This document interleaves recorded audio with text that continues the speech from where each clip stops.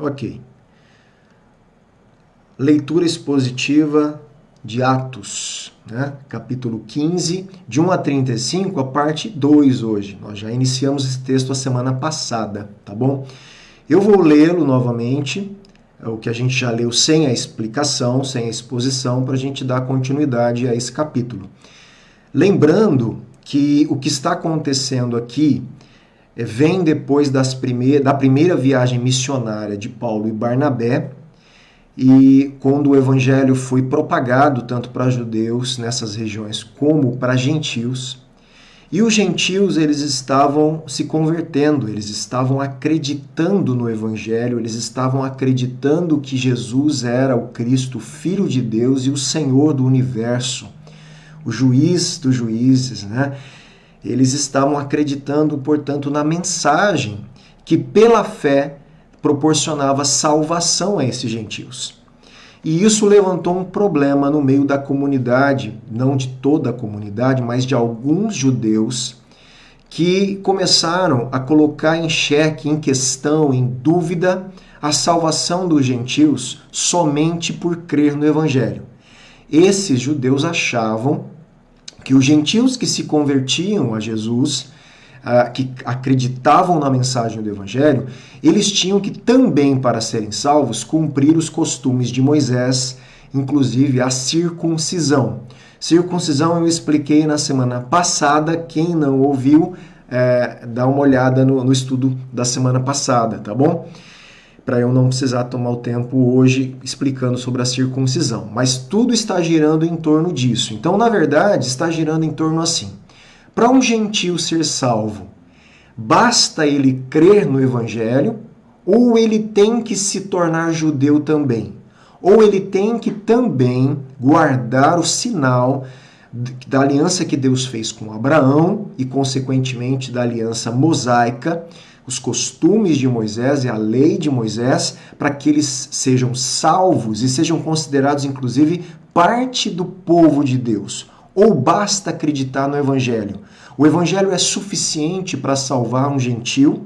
Ou ele precisa passar nos rituais judaicos, né? E pela religião e se converter ao judaísmo também, para ele ser considerado povo de Deus? Essa é a grande questão que nós estamos tratando aqui nesse texto, que é importantíssimo. E a resposta aqui dos apóstolos é uma resposta doutrinária, é uma resposta que vai trazer um ensino para a igreja da época e para todos nós. É suficiente para a gente lidar com um monte de situação, inclusive, que acontece hoje nos nossos dias. Tá bom? Então, retomando a nossa leitura lá do versículo 1, olha lá. Alguns indivíduos que foram da Judéia para Antioquia ensinavam aos irmãos. Lembra que a igreja de Antioquia era a igreja de Paulo e Barnabé, tá certo? E alguns judeus da Judéia, indivíduos da Judéia, lá daquela região de Jerusalém, eles sobem ali para onde fica a igreja de Paulo e Barnabé, e eles começam a ensinar isso aqui, ó.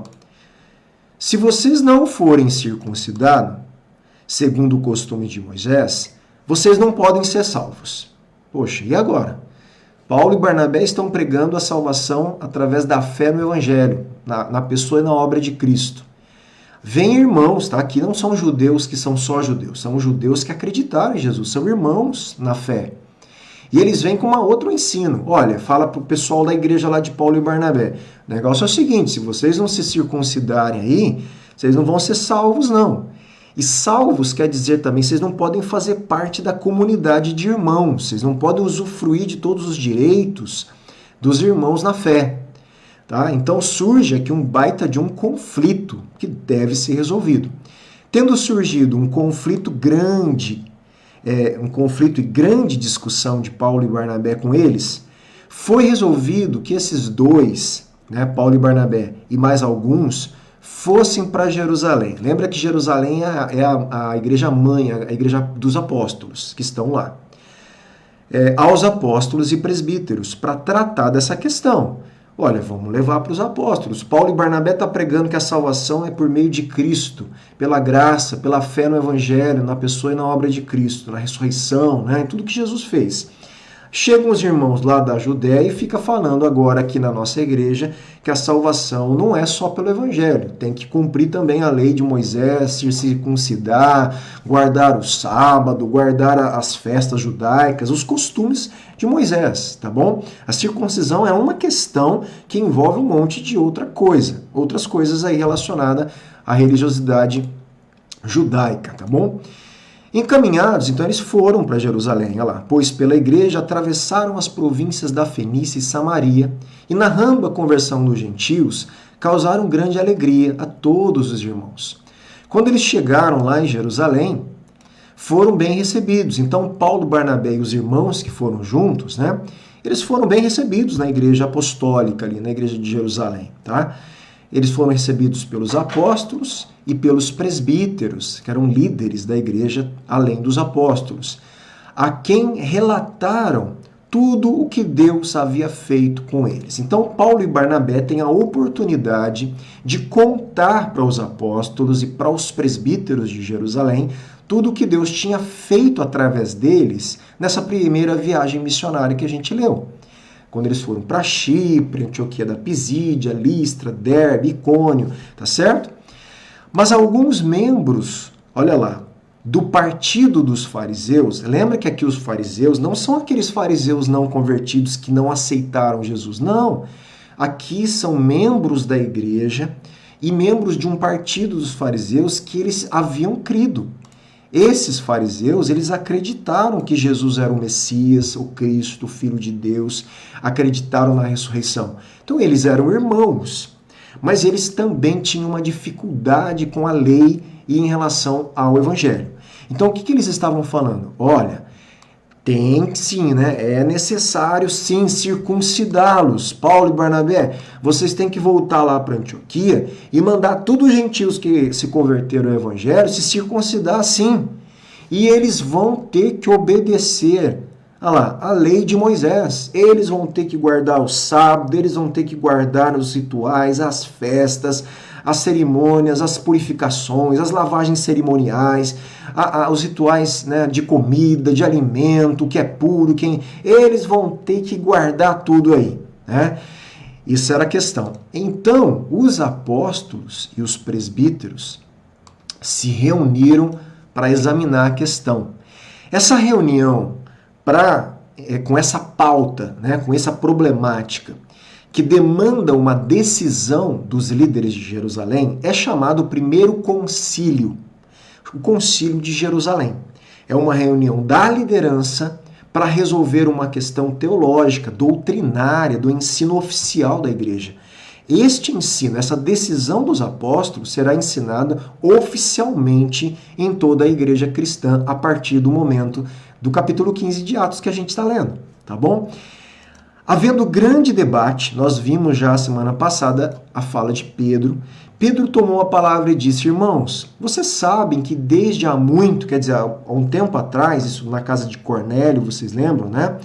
Deus me escolheu entre vocês para que da minha boca os gentios ouvissem a palavra do evangelho e crescem.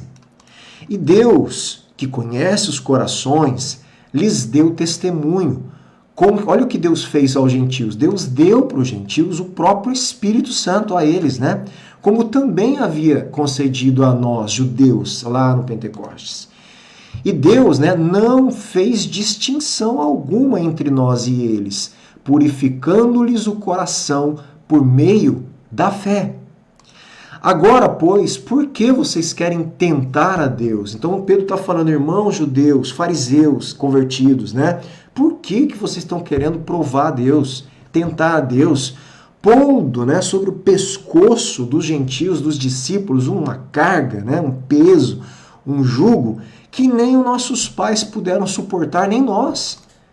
Mas cremos, aí Pedro fala, nós cremos agora que nós somos salvos pela graça do Senhor Jesus, assim como os gentios são salvos assim.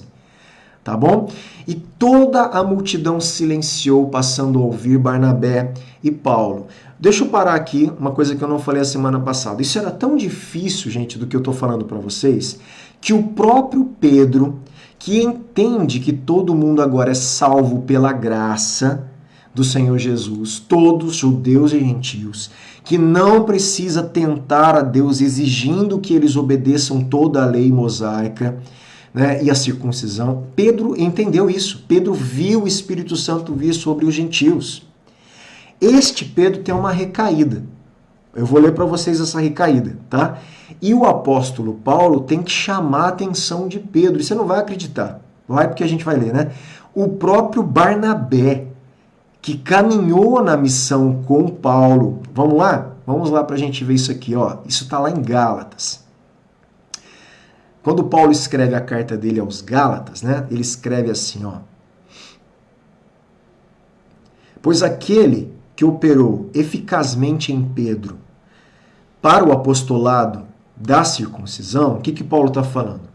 O mesmo Deus que operou através de Pedro para ser apóstolo para os judeus, quer dizer, aqueles que guardam a circuncisão, guardam a lei mosaica, né, o pacto da antiga aliança, Deus também operou eficazmente em mim, Paulo fala, para com os gentios.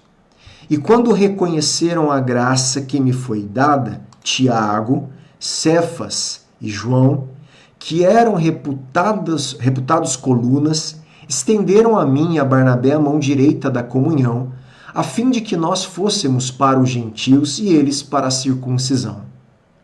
Então, ele fala aqui, ora, Tiago, que era um dos líderes da igreja, Pedro, que é Cefas, e João, eles estenderam comunhão para mim, Paulo fala, e para os gentios, para Barnabé. Né? Então nós fomos inseridos na comunhão dos apóstolos. Ele aqui elogia Pedro, Cefas e João justamente por acolhê-los, né, como apóstolos para os gentios. Somente recomendaram que nos lembrássemos dos pobres, o que também me esforcei por fazer, Paulo fala. Olha agora. Quando, porém, Pedro veio a Antioquia, então Cefas, Pedro, ele foi visitar Paulo lá em Antioquia. Olha o que Paulo fez com Pedro, gente. Paulo fala assim, eu resisti, Pedro, face a face. Na cara, né? Olho no olho. Porque Pedro tinha se tornado repreensível. Meu irmão, olha só o que Paulo fez. Ele pega Pedrão ali na orelha e fala, Pedro, você se tornou repreensível. Por que Pedro teve que ser repreendido por Paulo? Vamos lá. De fato, antes de chegarem alguns da parte de Tiago, Pedro comia com os gentios. Olha lá. Quando, porém, quando alguns judeus chegaram ali, onde Pedro estava comendo com os gentios em Antioquia, junto com Tiago, olha lá, Pedro fez o quê? Começou a se afastar dos gentios. Por fim, separou-se, tendo medo dos judeus, ficando, o que os meus irmãos judeus vão pensar de mim comendo com os gentios? Meu irmão, é o mesmo Pedro que está falando ali em Atos que a gente está lendo, que Deus salva pela graça. E também os demais judeus se fizeram, olha lá o que Paulo chama os seus irmãos, chama eles de hipócritas. Então ele chama Pedro de hipócrita. E os outros irmãos, e o próprio Barnabé ele chama de hipócrita. E também os demais judeus se fizeram hipócritas juntamente com Pedro, a ponto de o próprio Barnabé ter se deixado levar pela hipocrisia deles. Meu irmão, Paulo não era brincadeira não, né? Ele não media as palavras, foi direto. Mas por que eu estou colocando isso?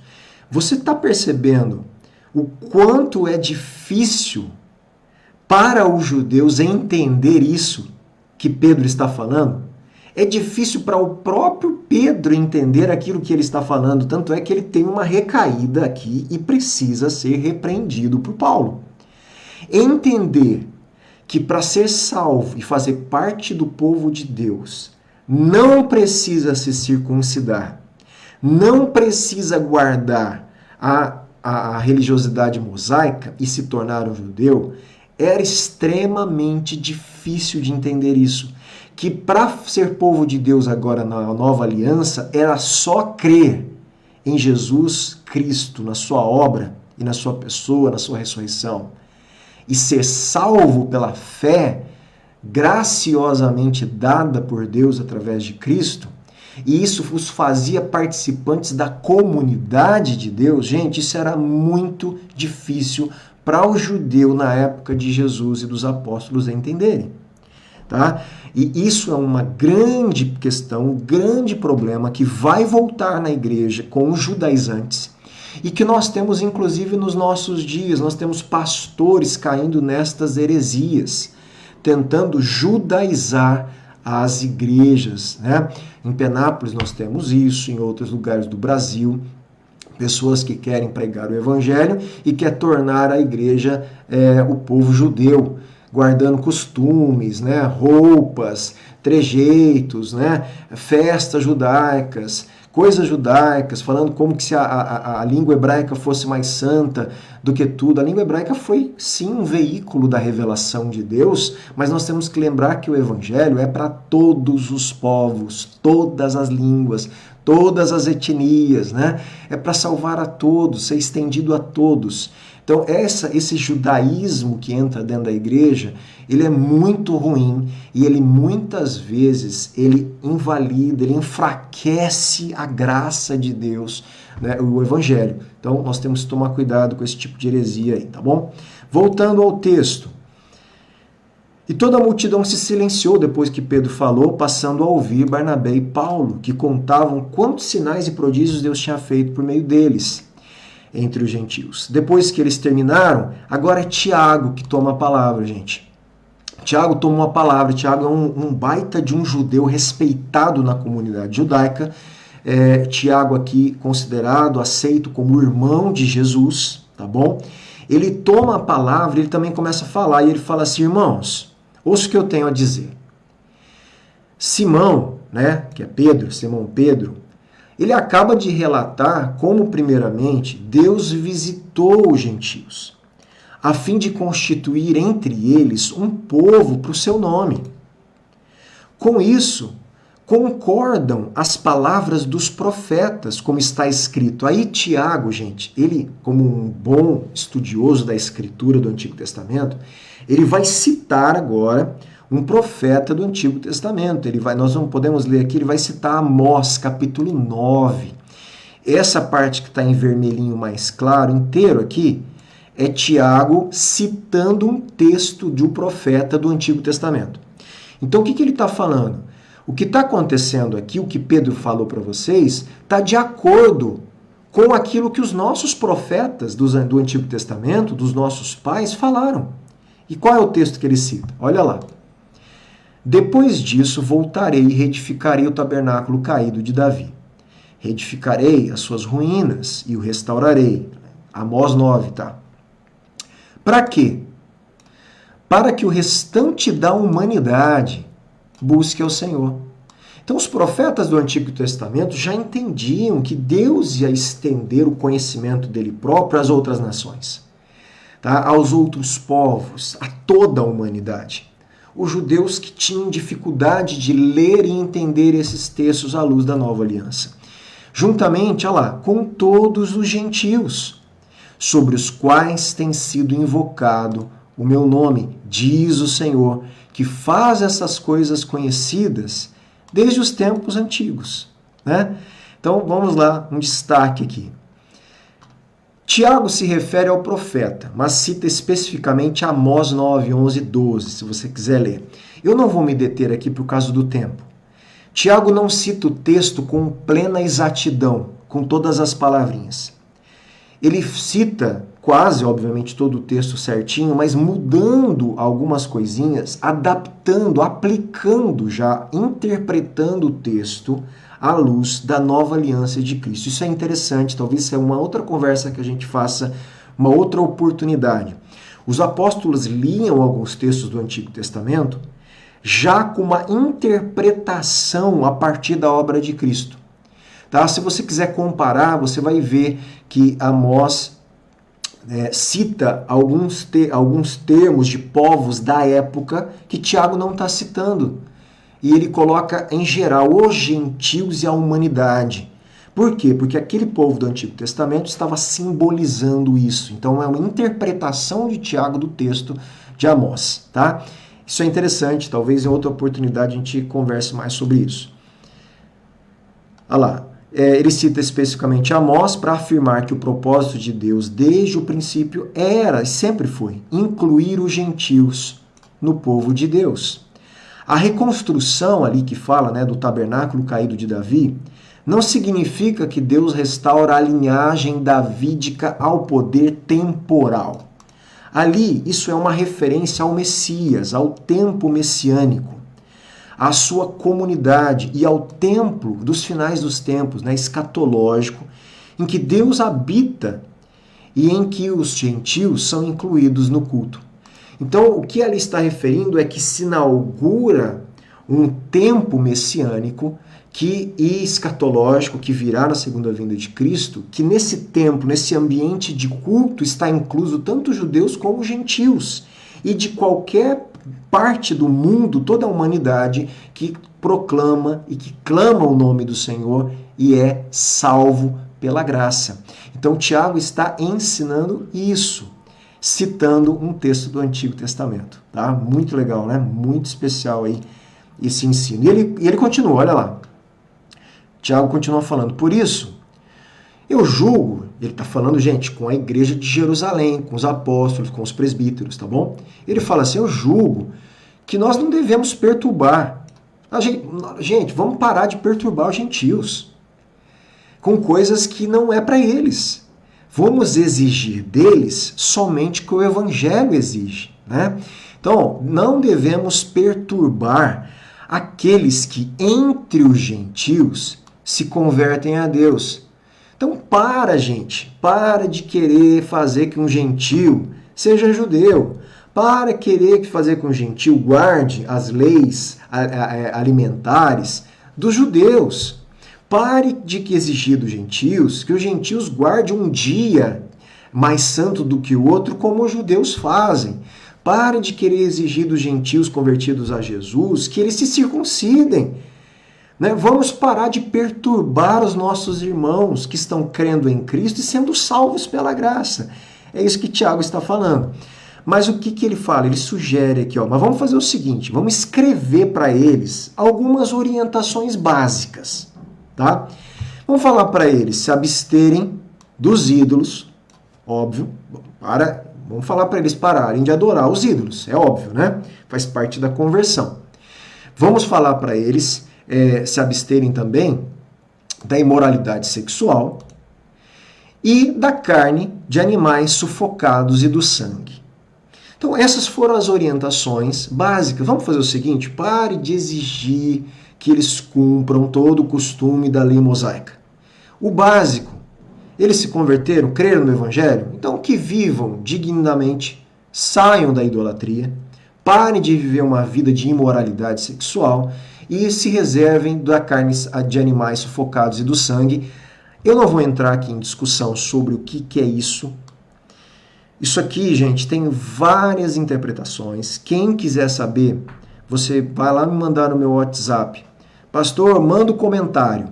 Por quê? Porque tem um comentário de um judeu, do comentário judaico do Novo Testamento. E ele traz algumas interpretações sobre essa última parte do versículo, de como os rabinos judeus entendem isso à luz da cultura deles.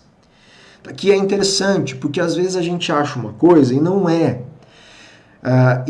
Mas eu não vou entrar na discussão. Eu só quero que vocês entendam que às vezes não é tão simples a gente entender que alguns acham, uma carne com sangue lá que eu estou comendo é pecado. Gente, eu posso te adiantar que não é isso, tá bom? Não é necessariamente aquele sanguinho lá da picanha que você come. Tem gente que pega esse texto, não é isso.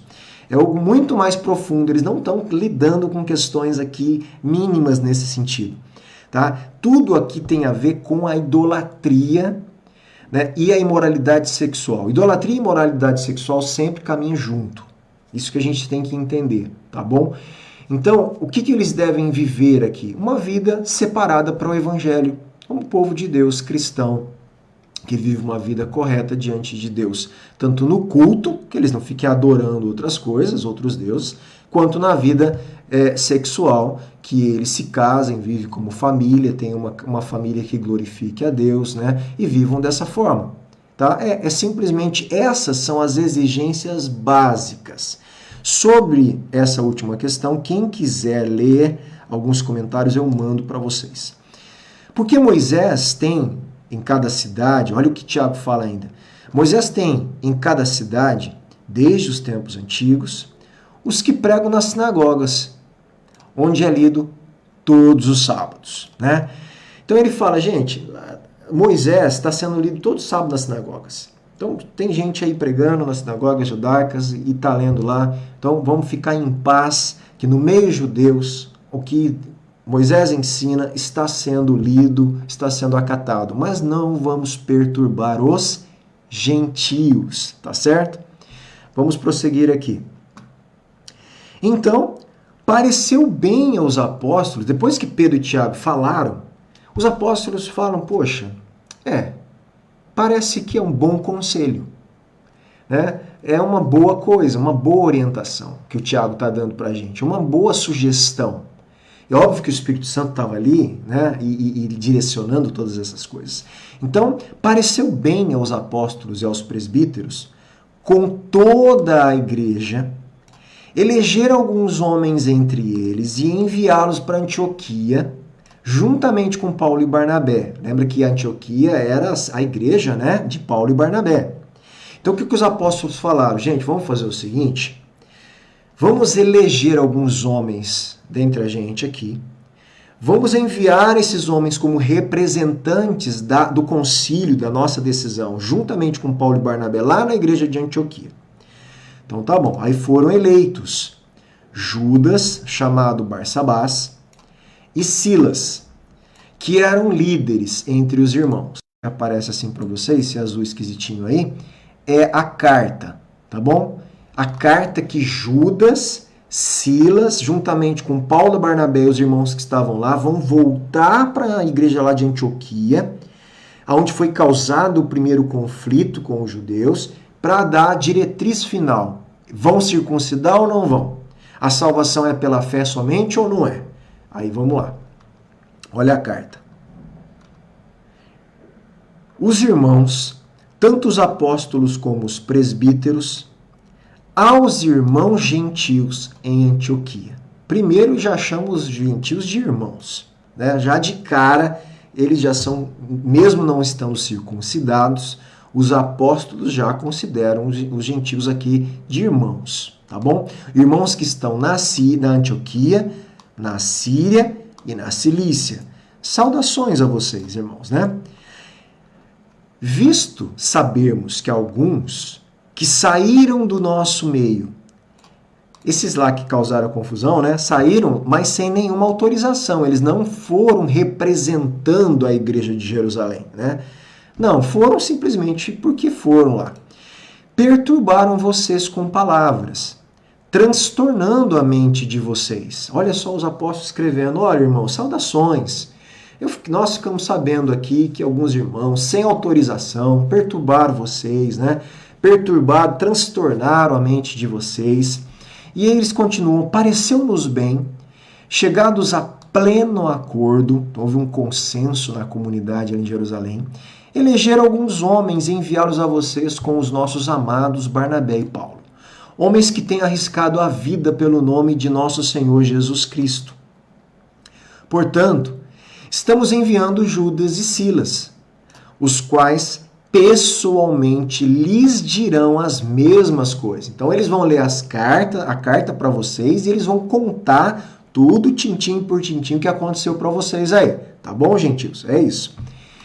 Pois pareceu bem ao Espírito Santo e a nós. Olha os que os apóstolos escrevem, né? Que legal aqui. Pareceu bem, foi algo bom aqui, a direção que nós entendemos ser do Espírito Santo, em consenso com a nossa, não impor a vocês maior encargo além destas essenciais. Então, tá bom, vocês estão livres, vocês não precisam se circuncidar. Vocês não precisam viver segundo o costume de Moisés. Né? Fiquem tranquilos. Né? Vocês só vão guardar essas coisas essenciais. E eles repetem que vocês se abstenham das coisas sacrificadas a ídolos, bem como do sangue, da carne de animais sufocados e da imoralidade sexual.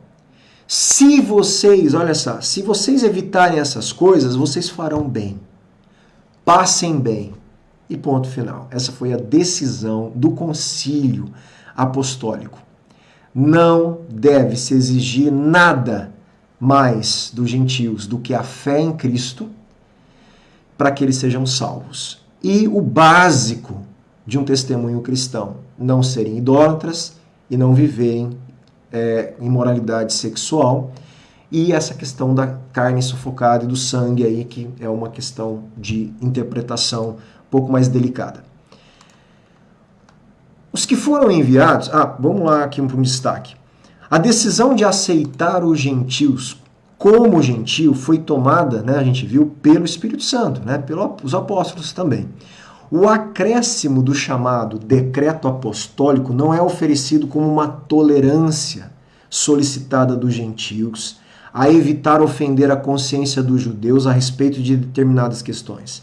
Antes, essas restrições são relacionadas à adoração, a ídolos, e são inegociáveis. O que eu estou querendo falar?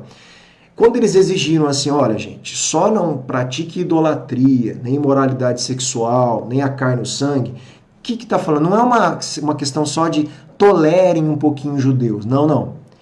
São questões importantíssimas relacionadas à adoração, tá? E são inegociáveis.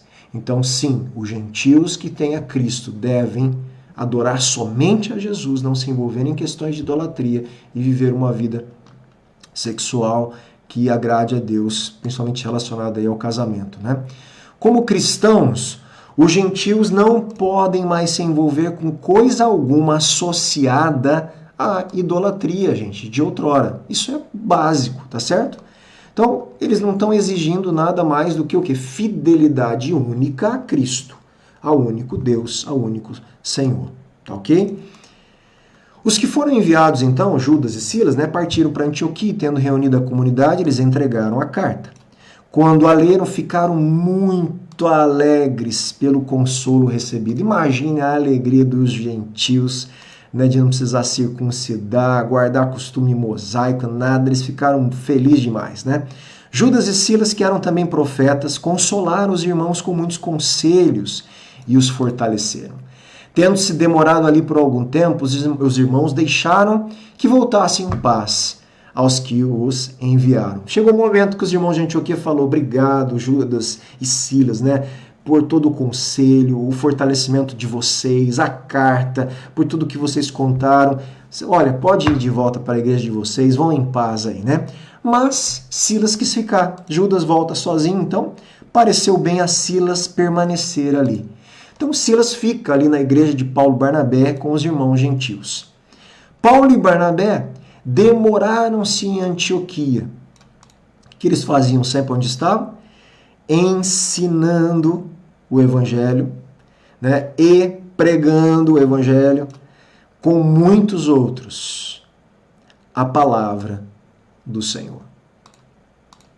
A decisão inspira consolo, né? Não apenas porque os convertidos judeus não são obrigados a ser circuncidados, mas porque, gente, o mais importante, porque mantém a união entre cristãos, judeus e gentios. A igreja não pode ser dividida. Essa decisão apostólica mantém a unidade do corpo de Cristo, mantém a comunhão entre cristãos judeus que vão continuar uma vida como judeus, sem exigir que os gentios sejam judeus, e eles partilharam o mesmo pão da mesma ceia, a mesma comunhão, porque agora eles se consideram irmãos a partir do que Cristo fez por eles. Isso é o mais importante. Líderes judeus como Judas, Silas, Paulo e Barnabé continuarão a pregar e ensinar a judeus e gentios Quantos evangelhos? Um só evangelho. Um só evangelho. Que não exige os sinais de identidade judaicos como pré-requisito para a salvação. Então, para ser salvo, não precisa se tornar judeu não, tá? Fique em paz aí, não deixe ninguém te enganar, nenhuma igreja falar isso para você, tá? O que é salvo é o evangelho. Então, eles vão continuar pregando o evangelho e ensinando os judeus e gentios um evangelho que não exige os sinais de identidade judaicos como pré-requisito para a salvação. Um evangelho edificante para todo o povo de Deus. Amém? Fica aqui, então, as últimas considerações do texto. Exigir a circuncisão dos convertidos gentios não iria, de modo algum, né, gente, purificar o coração deles. Não iria aproximá-los mais de Deus. Não os tornaria mais justo. Nem faria o Espírito Santo fluir mais fluentemente, né, copiosamente em coração deles, né? Só serviria para torná-los prosélitos do judaísmo e judeus de segunda classe. Então não é isso que Deus queria para os gentios. Deus queria torná-los povo de Deus, juntamente com os judeus que acreditaram em Jesus. De modo mais importante, se a circuncisão e a obediência à lei de Moisés ainda fossem necessários para a salvação, significaria que a morte e a ressurreição de Cristo não era suficiente. Não tinha mudado nada. Então, como que nós entendemos que a lei de Moisés não é necessária para a salvação? Não quer dizer que ela não é importante. Isso é uma outra coisa. Não quer dizer que a lei moral de Deus não deve ser observada. Ela deve ser, inclusive, Jesus resume toda a lei moral e os mandamentos em 2. Amar a Deus sobre todas as coisas e ao próximo como a ti mesmo. Então, o mandamento ele é importante, mas a lei mosaica, as leis, todas as leis, né, centenas que existiam ali, elas não são necessárias para a salvação. Se elas fossem necessárias, isso invalidaria a graça, invalidaria a obra de Cristo. O que é necessário para a salvação é a morte e a ressurreição de Cristo.